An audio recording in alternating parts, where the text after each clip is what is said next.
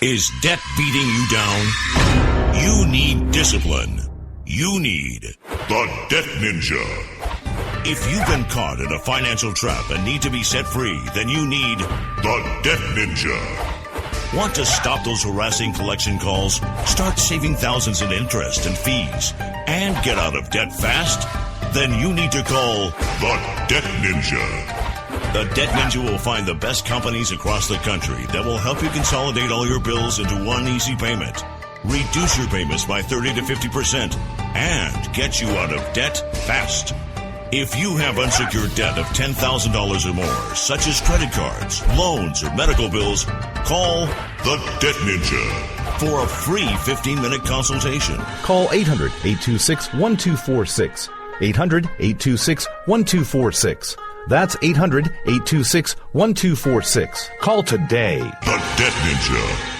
Individuals and businesses with tax problems, listen carefully. Do you feel like you're losing control over your finances? If you owe over $10,000 in back taxes or have unfiled tax returns, we can help you take back control. The IRS is the largest and most aggressive collection agency in the world, and they can seize your bank account, garnish your paycheck, close your business, and file criminal charges. Take control of your tax problems now by calling the experts at Tax Mediation Services and take advantage of the Fresh Start program and new laws that may allow us to negotiate a settlement for the lowest amount possible. Our team of tax attorneys and enrolled agents can stop collections and get you protected so you can take control of your financial future. Tax Mediation Services is accredited by the Better Business Bureau. Call now for a free case review and a price protection guaranteed quote. Call Tax Mediation Services now at 800-610-9050. That's 800-610-9050. 800-610-9050. Writers are prone to becoming so attached to our characters and stories that we struggle to see why a passage may not be working. It takes another set of eyes to help us nurture our writing to full maturity. At Black Wolf Editorial Services, we strive to enable writers to develop and grow, shaping stories into masterpieces that can stand the test of time. Editing services are provided for all genres and all age categories. Services range from critiques of the short story through to the line edits of the full-length novel and copy editing for those preparing for publication. We also offer assistance on generating a writer's bio for your website, as well as help with those book blurbs and promotional material. We won't abandon you to the masses. We want to celebrate with you in your successes. Black Wolf Editorial Services, nurturing your writing into maturity. For a full list of services and prices, visit us at blackwolfeditorial.com.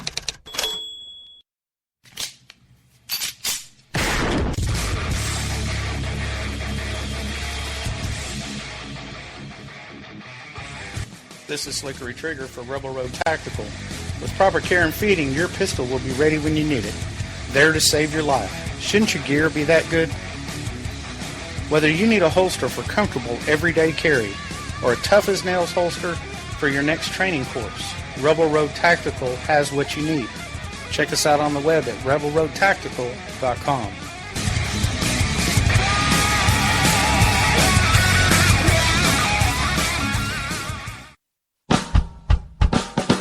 You're listening to the Spark Radio Network, internet radio like you've never heard before. Innovation, creativity, and imagination are all said to begin with a spark. So fasten your seatbelt and take the ride of your life and listen for the spark. You are listening to KLRN Radio, where liberty and reason still reign. My name is Jessie. I'm a United States Special Forces widow. This gives me a unique perspective on the world around us. If you're willing to listen, I'll tell you how I see it, and I won't pull any punches. This is my POV, which stands for Point of View.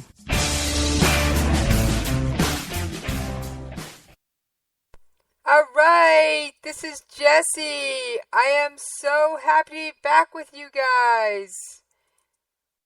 You have no idea how much I miss you guys when I'm not here. Now, I have been absolutely swamped.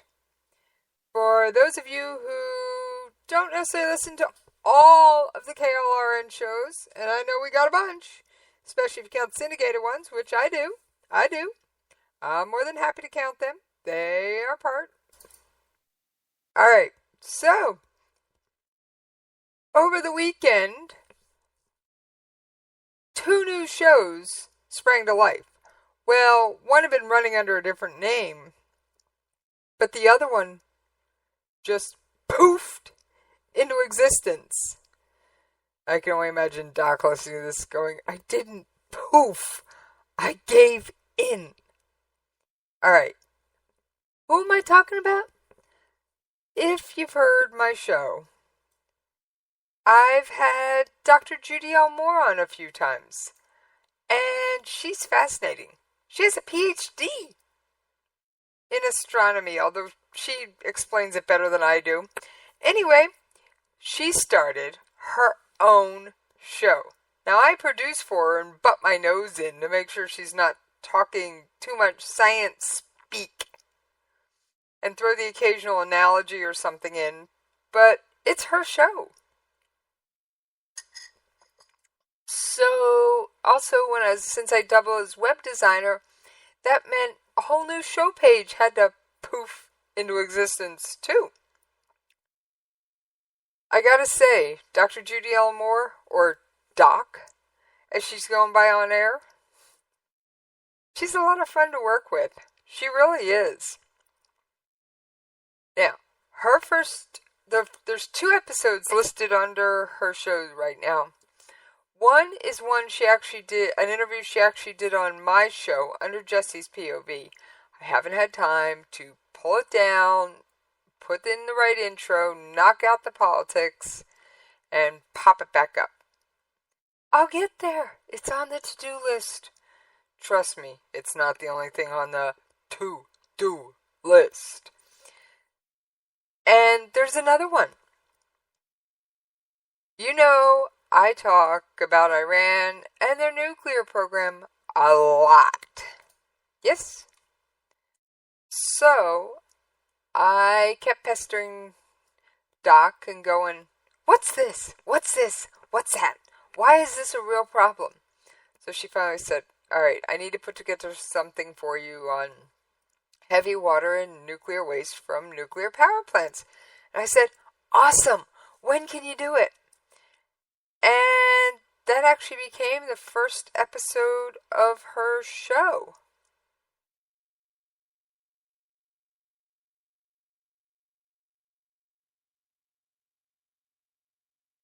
So, and that aired today. Now, normally it's going to air the first Monday of every month. There may be some bonus episodes and maybe bonus plays thrown in. But I like the way she explains stuff. I really do. So, with all the station business, at least most of it, out of the way, there's a few more things. Oh, I do have one more station announcement I've almost forgot. How could I forget? Starting next week. No, not this week. Nope. Next week, yep. America Off the Rails will be moving to a new time slot. Now, for right now, it's going to be pre-recorded, but you'll be able to listen into not 1, not 2, but 3 hours of America Off the Rails, Monday through Friday. And that's why the other new show, Robinson and Wright, came about. So, because Rick Robinson has been having a co-host on Friday nights. Sound like how Jen and Rick's show got started? Tuesday and Thursday. Finally, they spun it off into their own show. Yeah, same song, second verse. Actually, it kind of sounds like how Doc's show got started. Listener be warned, don't be too regular of a guest, you end up with a show.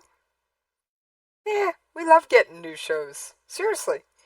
If you think you can do this, you think you have the time and the dedication, because trust me, it is a labor of love. It is a labor of love. Then reach out, shoot an email. Station Manager Ann will be happy to catch up with you. Speaking of other shows, Jessie's Coffee Shop had an interview that aired today with author Paul H.B. Shin, who, happy book launch day, Paul Shin. His book Half-Life released today, and the interview aired today. Yeah, I had a little something to do with that, considering it's my other show, Jessie's Coffee Shop. But Paul is absolutely amazing. And for those of you who are always trying to figure me out, I give away a few more personal things in there, but I don't tell you dates. I do tell you places, but I don't tell you dates. Alright. I think that covers it. For the moment, anyway. So, that's quite a bit going on.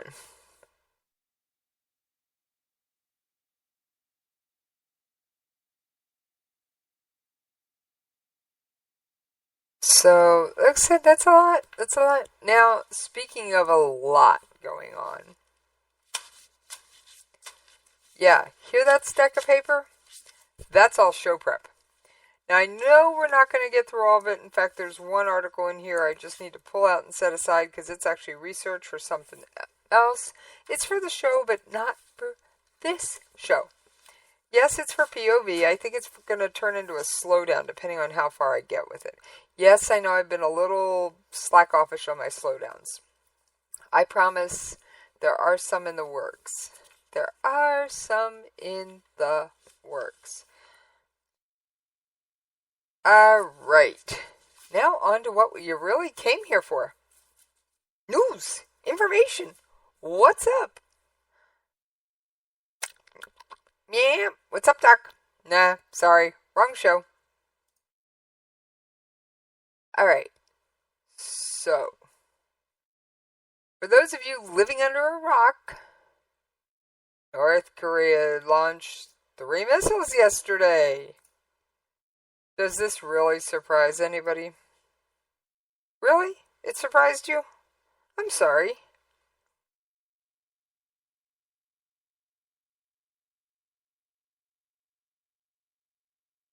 So, because it really didn't surprise me. It really didn't. I was kind of waiting to see what he was going to do. And it's probably his temper tantrum over the G20. We all know how he gets.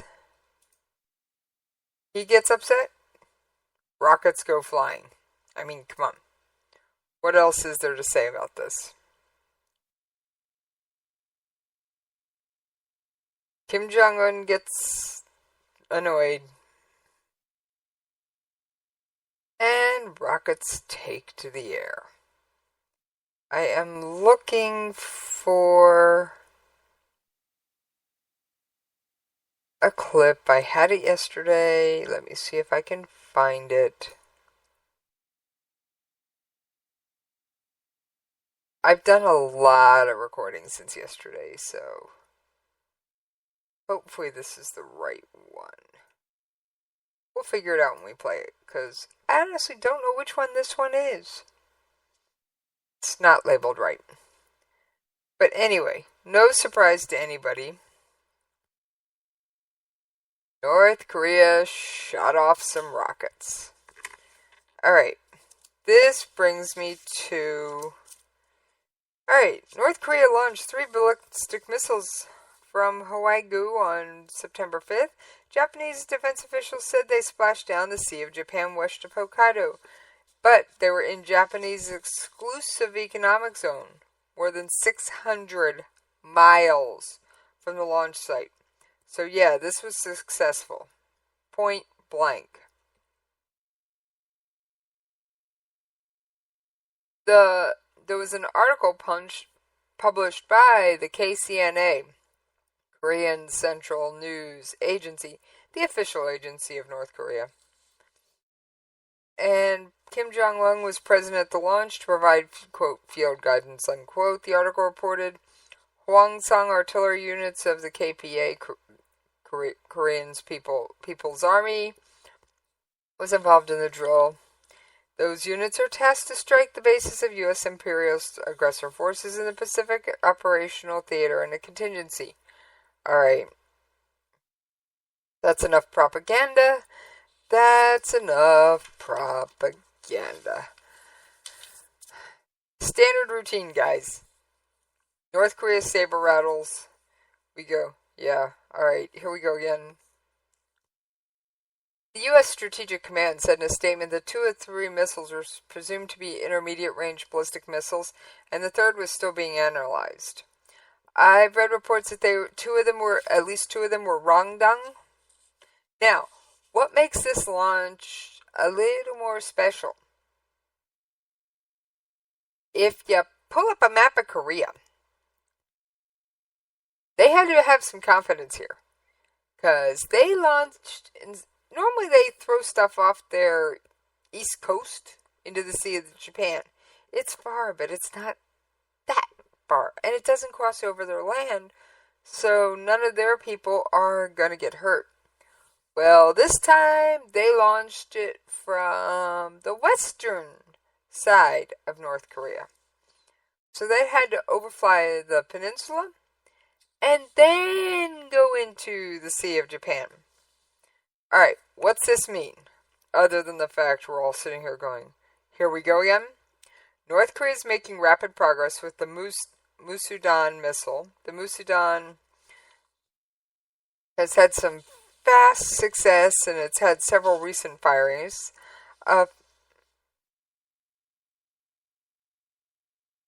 They had to cross their whole country with it, so...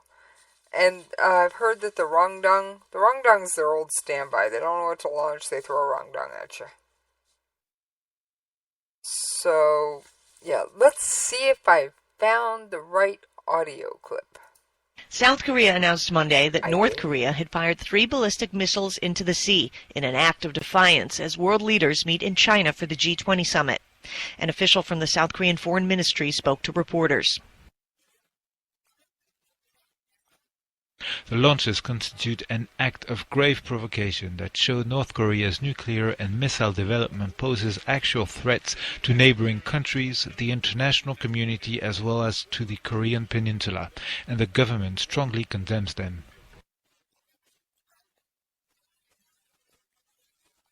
Monday's launches were the latest in a series of provocations this year, in violation of UN Security Council resolutions that ban all ballistic missile-related activities. Pyongyang rejects the ban as infringing on its sovereign right to pursue a space program and self-defense. The missiles landed in Japan's exclusive economic zone and drew swift condemnation from Japanese officials. This is a clear provocation, the Japanese cabinet secretary said. We're taking steps to invoke restraint from North Korea and to prepare ourselves for any situation that may arise. 2 years ago, the North fired 2 similar missiles as South Korean, Japanese, and U.S. leaders were meeting at The Hague. All right, so the usual suspects condemn the actions of the lunatic from the North, i.e. Kim Jong-un. All right. And we all heard the line about grave threat to the area, blah, blah, blah, blah, blah. So, Park said that a THAAD deployment would not threaten any other country's security interests and would not be needed if North Korea's nuclear issue is resolved. Why is this important? Well, China doesn't like the idea of THAAD. Now, I believe I mentioned the THAAD system the other day. Trying to look up Terminal High Altitude Area Defense is what THAAD is. Now, I don't have the details right off my head. I might be able to get them for you in just a second. But there's different air defense weapon systems for different heights of rockets. And that goes with real high ones. And then there's Patriot that goes a little lower. So I'll see if I can get the range for THAAD for you if it's publicly available. But anyway, China's all upset about the THAAD system going to South Korea. And, of course, North Korea's upset. Come on. They don't want anything to interfere with their little playground. So, and then today, of course, could you predict this one? The UN Security Council met over the North Korean missile tests. UN Security Council met Tuesday to hammer out a response to North Korea's recent missile test after U.S. President Barack Obama warned the reclusive state it was deepening its international isolation. North Korea test-fired 3 ballistic missiles, blah, blah, blah. Envoys from France and Japan both called for sending a, quote, strong message, unquote, to Pyongyang as they entered the meeting of the 15-member Security Council. They're calling for a united and strong, clear message. Pyongyang has conducted a 4th nuclear test, series of missile tests. If you're regular listeners to the show, that is not news. North Korea needs to know that the provocations will only invite more pressure and further deepen its isolation. Park describes the launches as a reckless provocation that will lead North Korea down the path of self-destruction. The North Korea news agency said on Tuesday that Kim Jong-un personally oversaw Monday's missile firing, which he had appreciated as perfect. Oh, please. North Korea's top newspaper, Rodong Sinmun, carried 9 photos of the test, including a beaming Kim Jong-un standing in front of a map surrounded by smiling officials. Okay, they were the Rangdang missiles, and those have a range of about 1,000 kilometers, 620 miles. Okay, they flew about 600, so they flew their whole flight. The Rangdang is a scaled-up Scud. So Japan is in range of the Rangdang. And last month they did the one that flew 500 kilometers. They said it could have gone 1,000 if they'd angled it differently. And that one was launched from a submarine. Alright, give me 1 second. Let me see if I can find the missile range for the THAAD system.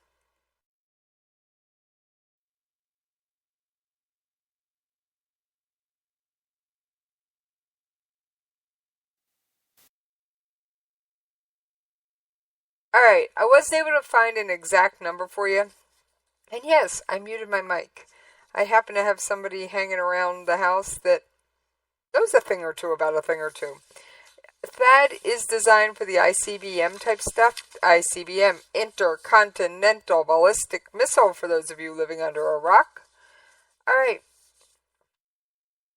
Now, unfortunately, you think that's all I got? You think that's it? Oh, please. Have I not taught you better than that by now? They haven't said what the Security Council is going to do. North Korea is spending considerable amount of its resources in developing weapons of mass destruction while sacrificing living conditions in the North, unless you're one of its pampered pooches. Insert comment from host. The statement from the Security Council said members would closely monitor the situation and take further significant measures in line with the Council's previously expressed determination. Translation: they'll probably issue a few sanctions and a scathing press release. Alright? Alright. So. Oh, one moment. I think I've got the stats on THAAD pulled up. Give me just a second.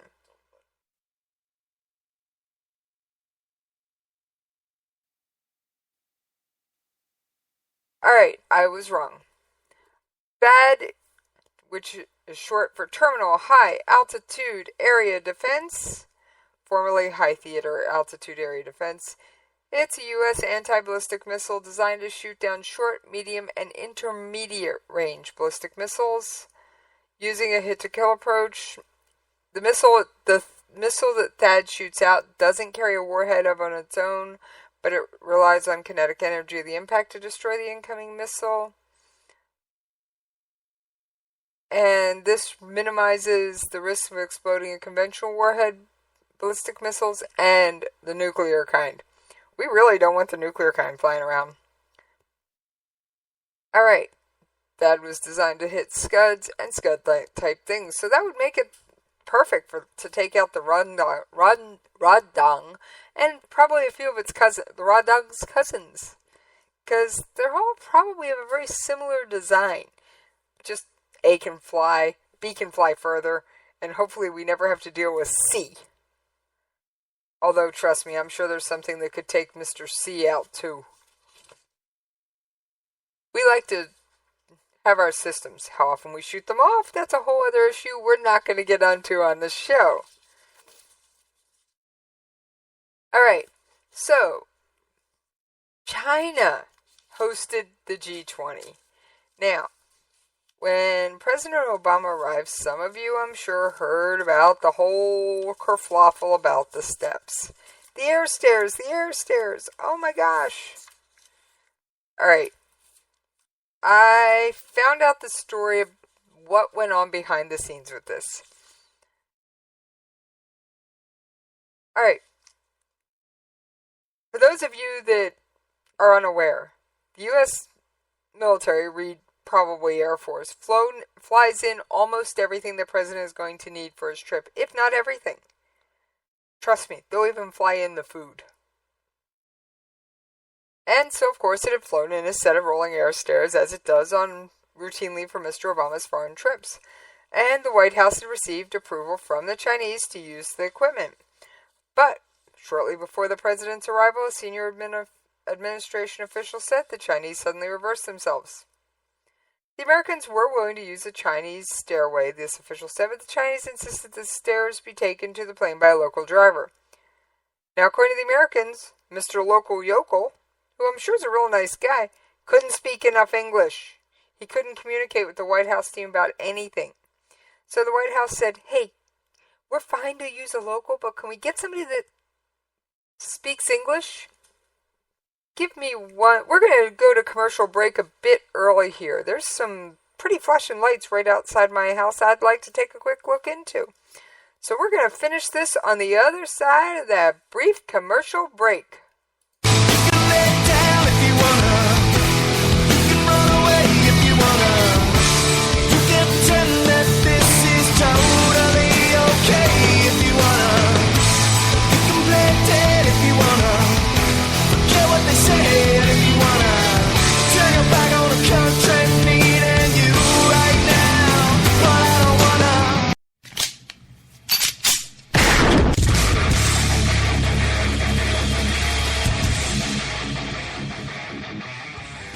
This is Slickery Trigger for Rebel Road Tactical. With proper care and feeding, your pistol will be ready when you need it.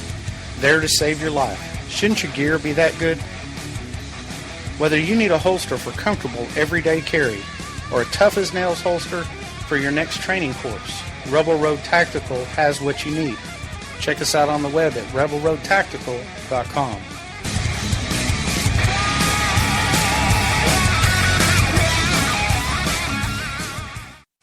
Tired of paying outrageous prices for Viagra? Well, we have great news for you. Now you can finally get Viagra at huge discounts. Healthy Man allows you to save up to $500 on Viagra. Why pay U.S. pharmacy prices of $15 per pill or more when you can get Viagra for less than $3 a pill? Call today and get 40 Viagra pills for only $99. This can cost as much as $600 at your local pharmacy. You can't afford not to call us. If you want Viagra at the lowest prices, never pay $15 a pill pharmacy prices again. Get Viagra for less than $3 a pill. Call 1-800-516-7602 today and save up to $500 and get 40 pills for just $99. Healthy Man is fast, easy, and affordable. Operators are waiting at 1-800-516-7602 to take your call right now. Call 1-800-516-7602. That's 1-800-516-7602. Again, 1-800-516-7602. All writers are prone to becoming so attached to our characters and stories that we struggle to see why a passage may not be working. It takes another set of eyes to help us nurture our writing to full maturity. At Black Wolf Editorial Services, we strive to enable writers to develop and grow, shaping stories into masterpieces that can stand the test of time. Editing services are provided for all genres and all age categories. Services range from critiques of the short story through to line edits of the full-length novel and copy editing for those preparing for publication. We also offer assistance on generating a writer's bio for your websites, as well as help with those book blurbs and promotional material. We won't abandon you to the masses. We want to celebrate with you in your successes. Black Wolf Editorial Services, nurturing your writing into maturity. For a full list of services and prices, visit us at blackwolfeditorial.com. If you want to work until you keel over, have less of everything in retirement, or give back more of your hard-earned money to the stock market again, then just ignore me. But if you'd like to protect the money you save, receive a steady, predictable retirement income, and enjoy financial security for as long as you live, then listen to this. You can download a free report that reveals the wealth-building secrets Wall Street and the banks don't want you to know. You'll learn how you can get guaranteed growth, safety, and real prosperity without risking your money in the Wall Street casino, and how to get the money you need when you need it, simply by asking for it. This is the best way to have a 100% secure retirement, and know your money will last as long as you do. To learn more about this method, and to get your free report, go to 29security.com. That's the number 29security.com. 29security.com. Go to 29security.com.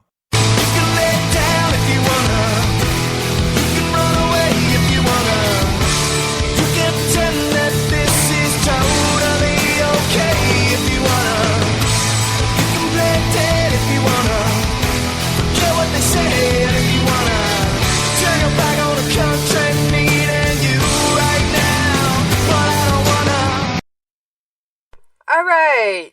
Thank you for bearing with me. Sorry about that abrupt thing. I just wanted to see why there was a fire truck rolling down my street. Yeah, you'd probably want to know too.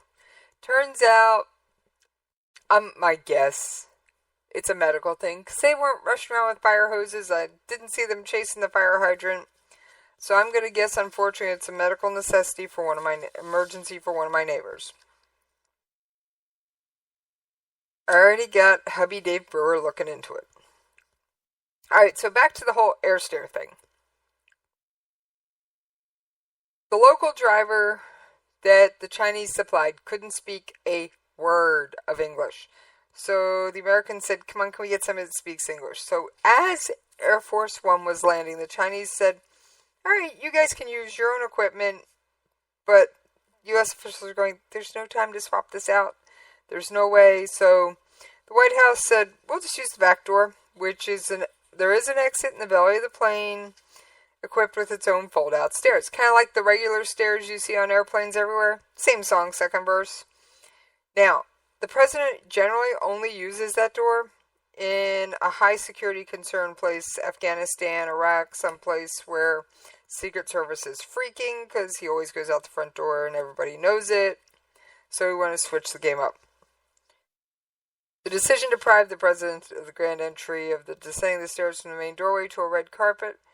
The red carpet was there, but easy to miss, says Mr. Obama, who popped out as if he was getting off a commuter flight at a municipal airport. The president walked into a chaotic scene with Chinese security officials roping off White House press corps to prevent them from recording his arrival. Even National Security Advisor Susan Rice was hassled by security. Alright, the official's fury was caught on his cell phone. That's how all this got started. On Weibo, the Chinese equivalent of Twitter, the Public Security Bureau declared, this is our country. Yep, this is very China, the account, which has 24 million followers, noted. As it showed a clip of Mr. Obama descending the small stairs, the comments on such site only appeared after passing censors. Remember, all internet in China is censored.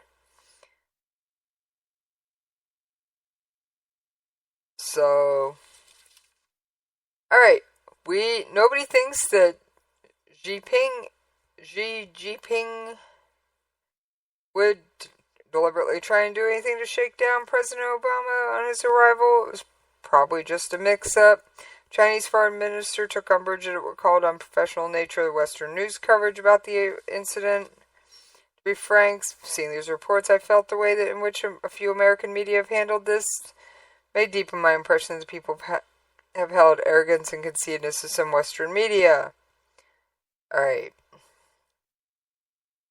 So basically, it was a snafu. Something went wrong. And, in my opinion, blown out of proportion! Alright. President Obama said it's part of the normal give and take that happens when we go to another country over our security and media access. Kind of like, come on guys, get over it. Get over it. He noted that foreign delegations often feel bruised by their treatment when they visit the U.S., and he acknowledged that the White House places a lot of demands on countries he visits because of the size of the entourage and his security demands. We also have a much bigger footprint than a lot of other countries, Mr. Obama said. We've got a lot of planes, a lot of helicopters, a lot of cars, and a lot of guys. If you're a host country, sometimes it may feel a bit much. Alright. So that's the long and short of the whole debacle on the stairs. Now, I do have something that's actual G20 news G20. First, we're going to listen to a little audio clip I found interesting about how China cleaned up for the city for the G20. Move over, Western powers. It's China's turn to shine. Beijing pulling out all the stops for this weekend's G20 summit in Hangzhou, spending billions to freshen up this East Coast city. China is determined to show it deserves to be front and center on the international stage. But simmering disputes with its high-profile guests could spoil the party. I'm Reuters' Tara Joseph in Hangzhou, China, a city known for high-tech and for tourism. China has made it clear that it wants this summit to focus on innovation and its own growing role in the world economy. But the big Western powers have other major issues on their mind, and it doesn't exactly chime with China's perfect script. First up is the U.S. with its list of grievances, including cyber hacking and Beijing's claims in the South and East China Seas. Analysts call relations rough and scratchy and say a Saturday meeting between Obama and President Xi Jinping isn't expected to yield much. Japan is also up in arms about China's territorial claims, recently making a fuss about Chinese boats in disputed waters. And Europe is towing a harder line on trade, warning China this week to open up its markets to foreign investment or risk losing its right to invest billions in the EU. Hangzhou has gone to a lot of trouble to make things picture perfect this weekend, closing down roads to reduce congestion, shutting down factories so that the skies are blue. It's also given out a $1.5 billion in vouchers to residents so that they will actually leave town. Beijing may have pulled out all the stops to ensure a warm welcome for the world's most powerful people. But behind the smiles, a different reality. As one Western diplomat put it, right now China is angry with just about everyone. Alright, so, just like when they had the Olympics, they did a spruce up, clean up, shut everything down, make sure everything looks picture perfect. Hours after the G20 concluded, the fleeting phenomenon suggests that the cleanup was nothing more than a trick to improve the country's global image. Because hours after the G20, guess what happened? Yep. He's disappeared and blue sky turned rare flash. Hours after the summit. Guess what?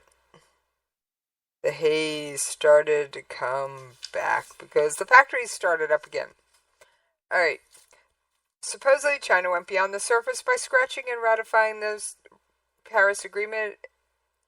Are the Chinese really making a commitment to become a more responsible stakeholder in the international community? Allegations of whitewashing Chinese foreign policy does not stand up in the sense that China separates geopolitical politics and environment. In fact, paradoxical as it may sound, China has always been at the forefront of addressing climate change, despite being the world's largest carbon emitter.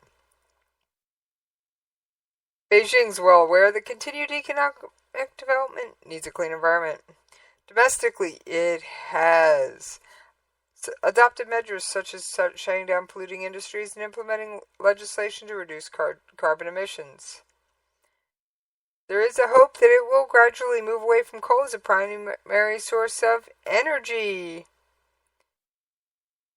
Chinese companies are the largest investors in renewable energy in the world. So internationally, China has signed more than 20 environmental agreements and used its diplomatic clout to convince many developing nations to adopt aggressive greenhouse emissions targets.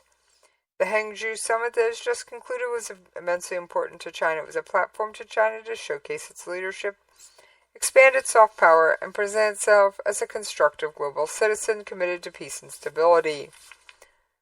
The final communique sets down new understandings achieved at the meeting in the future of global economic development. However, these agreements had already previously been reached at ministerial level. In other words, basically it was a dog and pony show. More importantly, the G20 was overshadowed by the lack of political strength of most leaders, making it difficult for a tougher stance on global issues. So basically, a lot of the people there didn't have a lot of political clout on the world stage, at least. So, Beijing's efforts to play diplomatic nice guy diverts attention away from its aggressiveness in the South China Sea. Oh yeah, that's a whole other kettle of creatures we haven't gotten to.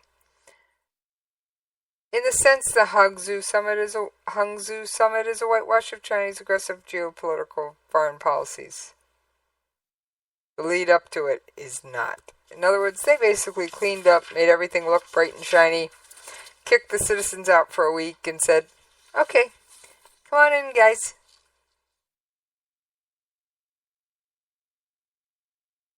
Japan and South Korea and China recently held a meeting for the first time in 5 years to discuss missile tests by Pyongyang.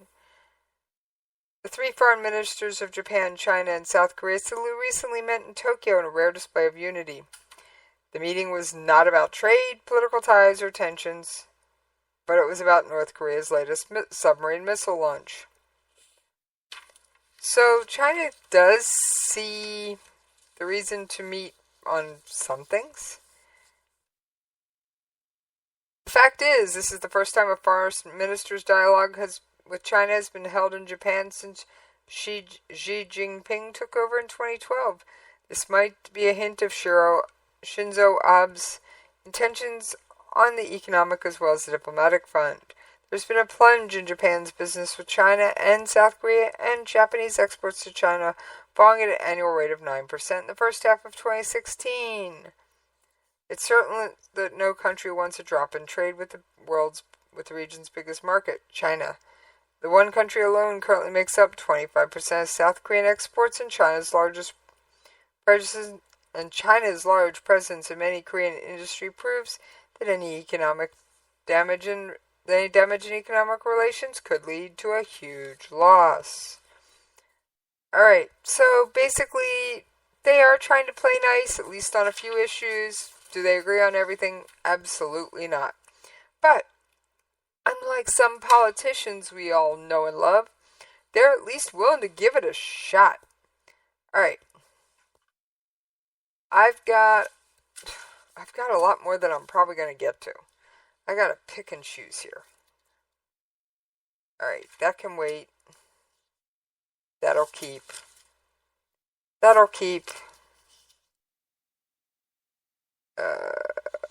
We'll pull those. So we'll do those. Alright, I'm just fishing through stuff. Give me a second. Alright, I picked out the last two big stories. If I have time to get to some of the others, they haven't gone far. Just moved them from one side of my desk to the other. Alright, got a brief audio clip. It's about the elections in Beijing. Now, for those of you who are unaware, Beijing is currently controlled by China. Yes, I said controlled and China in the same sentence. So, give me another couple seconds here. Alright, we are going to fire up this audio clip and take a quick listen. And then we'll be back to talk about it. Voices of dissent in Hong Kong squashed by order of Beijing. Sources telling Reuters that China's Communist Party is working behind the scenes of the city's local elections, trying to protect its own interests and grab seats in the Legislative Council for its own allies. Reuters' Venus Wu says that means certain candidates have been pushed out. Our sources have told us that Beijing has exerted direct pressure on the Hong Kong government to do something to curb the pro-independence movement ahead of the election this Sunday. As a result of these pressures, the Hong Kong government has unprecedentedly disqualified 6 candidates because of their pro-independence stance. The candidates who have been given the boot come from a new pool of political hopefuls, seasoned on the streets of Hong Kong 2 years ago when they turned out to demand democracy. Beijing refused to budge, so now these one-time protesters are trying a new tack, politics. And they're no longer calling for just democracy, they want independence. The idea that Hong Kong could be or should be independent from China was virtually unheard of 1 or 2 years ago. But this idea is picking up momentum among the young people in Hong Kong because they are growing disillusioned and they do not trust Beijing. This young movement has fragmented the pro-democracy camp, making the old guard nervous about the future. Democratic lawmakers need to win at least a third of the seats in the council in order to get a veto bloc. Without it, they say their China-friendly opponents will be able to force through new laws, bringing Hong Kong even tighter into the clutches of Beijing. All right, so several prominent umbrella movement protesters, remember that was the protest last year, everybody showed up with their umbrellas, were elected across Hong Kong, including Nathan Law, who co-founded Demosista with activist Jonathan Wong, who was unable to run as he is not yet 21. Law, who at 23 will be Hong Kong's youngest ever lawmaker, described his win as a miracle. "This is absolutely unexpected. Nobody imagined this would happen," he told reporters after results were announced. Demosisto advocates for a referendum to be held on Hong Kong's future after 2047 when current constitutional arrangements run out, and for that poll to include the option of independence from China. The debate over Hong Kong independence has defined the election. Several candidates were barred for allegedly breaking electoral rules by advocating for separation from China. Yeah, saying something like that is against the rules.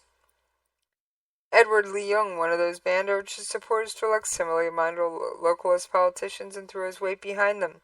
"They took 1 seat from us. We'll win 3 seats back," he told CNN ahead of Sunday's vote, a prediction that largely seems to pan out.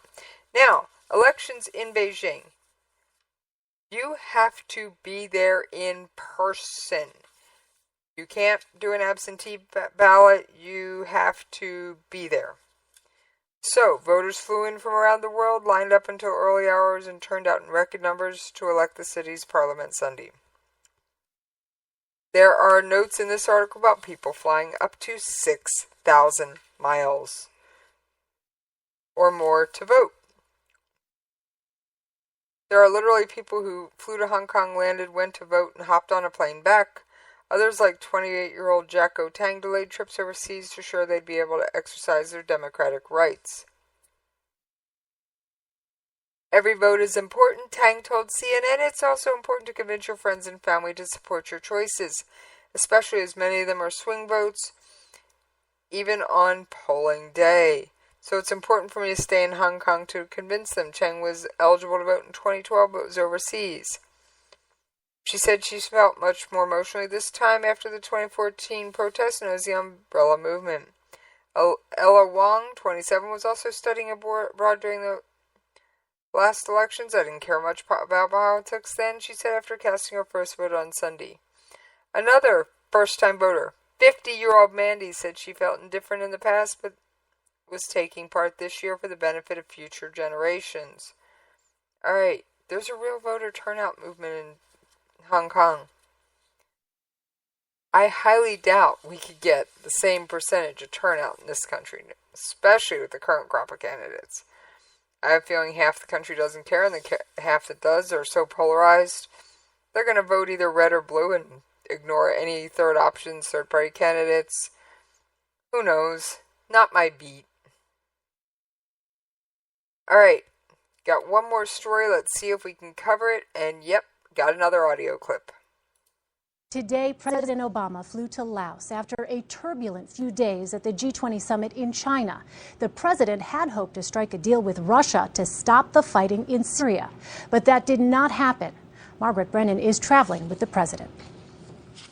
President Obama left his 90-minute meeting with Vladimir Putin empty-handed. We haven't yet closed the gaps in a way where we think it would actually work. Putin pulled back at the last minute from a ceasefire deal in Syria, turning down a U.S. offer to coordinate airstrikes against ISIS and al-Qaeda-linked terrorists. That Mr. Obama would even consider making such an extraordinary proposal shows how powerful Vladimir Putin has become. Good evening, everybody. On the eve of what would have been another tense meeting with Philippine President Rodrigo Duterte, the White House abruptly called it off after the controversial leader publicly insulted President Obama. You must be respectful. Then, speaking in Tagalog, Duterte said he'd call the U.S. president a son of a bitch if questioned about the extrajudicial killing of more than 2,000 suspected drug runners since July. The president said he was aware of the insult. But I have seen some of those colorful statements in the past, and so clearly he's a colorful guy. Elaine, the White House says that President Obama will instead meet with South Korea's leader to discuss North Korea's latest ballistic missile test. Margaret Brennan. Margaret, thank you. All right, for those of you who are unaware of the whole thing with Syria, Russia, Iran, China, and by proxy North Korea are propping up Assad. I'm not sure how much North Korea can contribute to anything other than maybe a nice parade, but hey. Their big brother China and their trading partner Iran, the other most isolated country in the world, are playing nice. And they're going, come on Assad, we want you to do well. Get on with it. So they are, then the U.S. is backing Turkey, and Turkey and Russia are trying to play nice. This leads for a lot of complications in the region. Turkey and Russia are trying to play nice, while at the same time on opposite sides of the issue of Syria.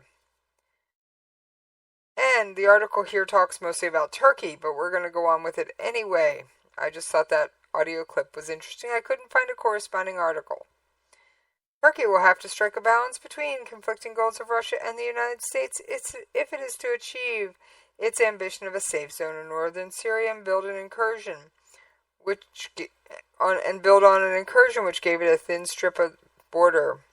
Turkey has for several years called for world powers to help create a zone to protect civilians in its war-torn southern neighbor with the dual aim of clearing its border of Islamic State and Kurdish militia fighters.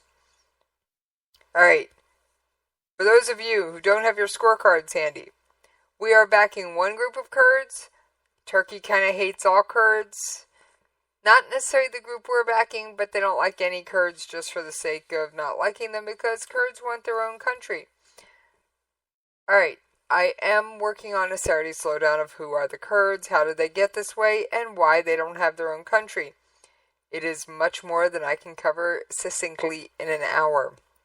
Long and short of it, there at one point was plans to give Kurds their own country, but it kind of went up disappeared in a puff of smoke with the stroke of a few pens from the European and world powers. Turkey's offensive into northern Syria, launched with Syrian rebel allies 2 weeks ago, was created with officials in Ankara already calling a de facto safe zone, driving Islamic State militias from the last 90 kilometers or 55-mile strip of border territory they still controlled. Turkey now wants international support for a deeper operation to control a rectangle of territory stretching about 40 kilometers into Syria, a buffer between two Kurdish-held cantons to the east and west against the Islamic State to the north.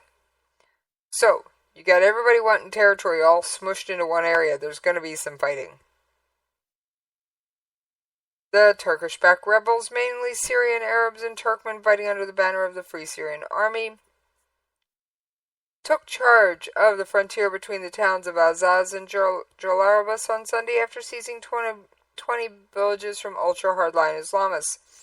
Ahmed Osman, commander of the Sultan Murad rebel group, one of Turkish-backed forces, told Reuters he'd like to see a permanent safe zone, but this would require an agreement between Turkey, the United States, Russia, and don't forget, we'll probably need some input from Bashar al-Assad. It is still technically his country. No one has directly commented on the Turkish proposal. They said both sides wanted to build cooperation in fighting terrorism.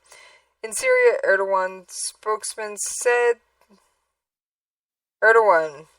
President of Turkey's spokesman said there were neither objections nor clear sign of support in the meetings. A second senior Turkish official acknowledged both Washington and Russia had their hesitations, but the de facto safe zone could now become reality on the ground. After that audio clip, I don't see it happening. Alright, after more than 5 years of civil wars have cut Syria into a patchwork of territories held by the government and often competing array of armed factions, including Kurdish militia fighters and a loose coalition of rebel groups, and of course, ISIS or Daesh. Two NATO allies have reached Washington and Turkey. Turkey is part of NATO. U.S. and Turkey have reached an uneasy agreement under which YPG fighters are meant to remain east of the Euphrates, just outside Turkey's proposed buffer zone. Although Ankara has yet to verify that they are doing so, Turkey, meanwhile, appears to be navigating Russian concerns more smoothly since restoring relations with Moscow in August, 9 months after ties were broken, when Turkey shot down a Russian fighter jet near the Syrian border. Erdogan's spokesman said on Tuesday that Russia had voiced full support for Turkey's operation to clear the border of the Islamic State. For its part, Turkey's been less insistent on Assad's immediate exit. So, Turkey's backing down, the U.S. came away empty-handed, and Russia seems to have all the cards. And the Kurds, as historically always, are caught in the middle. Now, on that note, I'm out of here!